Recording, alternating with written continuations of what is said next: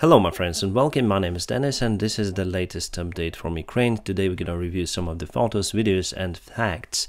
The first fact that we got those airplanes, this is Sukhoi 25 that is used to attack the ground forces, so similar as A-10 Warthog. A-10 of course is more modern, it has better cannon, but Sukhoi 25 can carry more weapons under the wings. And we got some of those planes from our neighboring countries from Eastern Europe as a spare part, so they gave us the spare parts and we put them together in Ukraine and we're gonna fight Russians on that airplanes. Those planes are very convenient for us because we have many pilots who train to fly these particular planes, and we have those planes in our fleet. Finnish Prime Minister from Finland visited recently Ukraine, and this is our Prime Minister Dennis Shmyhal. But anyways, I hope Finland joins NATO very soon, and we need to kick Russians' ass with that. Here we have the new location of the Belarusian army deployment. They move closer to Ukraine and they put their general command also closer to Ukrainian border. I wonder if they would try to go to Ukraine because they still let their land to be used by Russian troops against Ukraine, so there are already the part of the conflict between Russia and Ukraine, so they support the enemy, our enemy, the terrorist country like Russia. So I wonder if they attack Ukraine or no. We're gonna see it. If they would dare to attack us towards Rivne and Lutsk, my friends, it would be very pity to see those soldiers running away. Russia and China conducted first joint military drill since Ukraine invasion. Yeah, China supports Russia. It's clearly the message for the world. We're gonna stay with Russia, alright, for now. Okay, they're afraid of the sanctions from the Western side, but still they have the similar ideology with Russia, and we have two of those countries, Russia and China, that are terrorizing, I would say, the world. China wants to take Taiwan with their weapons. They just recently, last year, they increased their nuclear weapons capacity by 2 times. So they are preparing for something, and that's why I do not support the policy of China, and I don't like communists, so that's why I don't like China's regime. M777s in our army, we need those guns. Powerful thing, but we need many of those in our army, because our artillery systems, they made in Soviet Union, they are old-fashioned. They have no precision, they have no enough power to destroy Russian troops, so we need the artillery. Those guys will be trained and already trained to use that artillery, so yeah, we need that stuff. Unfortunately, we start to hear some notices from the governments of European countries like France, Germany, that probably Ukraine should negotiate the peaceful talks with Russia. We should agree with some of their demands. My friends, they are killing our people here. They kill children, they kill everyone, they destroy our cities. There is no place for negotiation. It was the option before, but now it's gone completely. We need Russian troops to get away from our country, and then we're gonna talk. And I hope that United States of America government understands that, as well as United Kingdom government, and I hope they will convince Germany and France to change their strange position. Yes, Europe is so bureaucratic, and those bureaucrats, they want to return this time.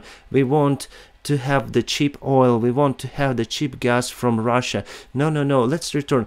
Let them take some part of Ukraine, but we need the cheap gas and oil. We need to negotiate. Please negotiate. Ukraine, please. But no, it's no longer the option. Russia still controls Zmyny Island, as you probably know. We tried to get it under our control, but unsuccessfully. And recently they put their metal from the bottom of this bay, and those are 2 boats that were successfully destroyed by Ukrainian troops. So they came there with a cargo ship and took those 2 boats away. Yeah, those 2 you can see on this photo. The NATO secretary said that the countries of NATO should prepare for the long-term help for Ukraine, because this war is not gonna be over, maybe even this year. Maybe it's gonna be very long conflict. This is the ex-Russian dock. They left it on a front line, and the Ukrainian troops just got it in the Ukrainian forces, and now it knows Ukrainian language and some of the commands, and will serve for Ukrainian army. We like dogs and we care about them. Oh, Russian soldier. He went to Russia after the fighting, partially because he lost 2 of the legs, and now he got the compensation 5,000 rubles per each leg, I think, and it's less than $100. Yeah, Russia. Some photos from the front lines, our guys there. And yeah, devastation that Russia brings to our country. That's the vehicles that we use, all-terrain vehicles. That was the school, and again kids live here. Destroyed Russian tank, dog, again the hospital, and this garage of just a random civilian guy who lives there, the old grandpa. So it seems like a shrapnel hit the door, and you see, so people lost their lives because of that shrapnel, not because of the shock wave, but because of this shrapnel. This is our famous singer Andrei Luke. He's from Boombox band. I like to listen to them as well because they have a very unique lyrics. And now he went to the eastern side of the front lines of Ukraine to fight for our country. Actually, he joined the army just in the beginning of the war. Probably he got some military experience before, and he was famous about the special song "Ой, у лузі червона калина похилилася." So it's our national folk song, but he got some unique singing, so that is why it went viral. The UK Minister of the Foreign Affairs, Liz Truss, said that you cannot negotiate now with Putin. He should sustain the military defeat. At least we have the understanding of that from UK. Russia put their zombie mobiles to Mariupol. As you can see, they have the screen. First they give you the information about the hospitals and addresses, and now they give the propaganda, Russian propaganda, and people just walking around. I wonder if it's Mariupol. Not sure. Probably, yeah. Probably it is. Guys from Belarusian division fighting for Ukraine as volunteers. Great, my friends. Thank you for your kind support, brothers from Belarus. We all believe that Lukashenko regime will fall down very fast, the same as Putin's. And this horse over here is the Minister of the Foreign Affairs of Russia. At the same time, we call our friends from Africa to demand from Western countries the cancellations of the Western sanctions to avoid the problems in logistics for international trade. So now they blocked all of our ports like Odessa, they blocked the Azov region, they blocked the Black Sea region. We have lots of mines there, they have their fleet there, and they say, we will give you the way with your seats, with your ships that will deliver the goods elsewhere, but only if Western countries will release all the sanctions from Russia. So it's clearly blackmailing, I would say, right? So that is what Russia is. They're killing our people, they're destroying our country, they're blocking the food supplies to the world, to the poor countries who needs the Ukrainian seeds. And now they demand to release the sanctions, otherwise they will let people die in some other countries. Who can do it? Bandits. And that is why we need our ships with the seeds to be escorted safely on some kind of corridors from our Ukrainian ports across the Black Sea safely towards those countries to avoid this global hunger. My friends, this is very serious. And also I hope we will have the anti-ship rockets like Harpoon.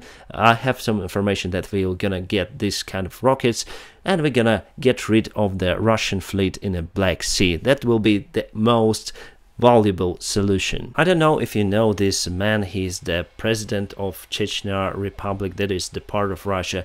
Previously there was the war between Chechnya and Russia. Chechnya claimed the independence and Russia took it with the help of this guy. And now those Putin's puppets fight here in Ukraine for Russia. And what's he saying? Ukraine is the solved question. What is the Poland? What's about the Poland? What Poland wants here, huh? So if you have command, just in 6 seconds, we're gonna show you what you worse the Poland. What you can do against us, yeah?